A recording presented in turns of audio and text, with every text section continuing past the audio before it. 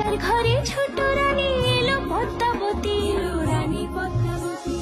রাজার আরো 6টি রানীর ছিল না সন্তান, পদ্মাবতীর কোলালতে মিলল সমাধান। বছর যেতে জন্ম নিল 7 ছেলে 1 মেয়ে, হয় খুশির আকাশ হঠাৎ কালো মেঘে গেল ছেয়ে।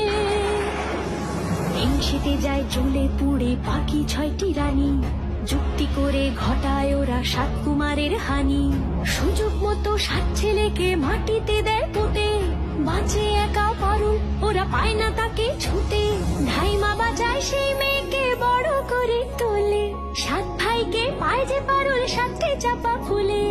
এত কিছুর পরেও রাজার বিপদ যে কাটে না, সূর্য নগরে সুখের সূর্য আর ওঠে না।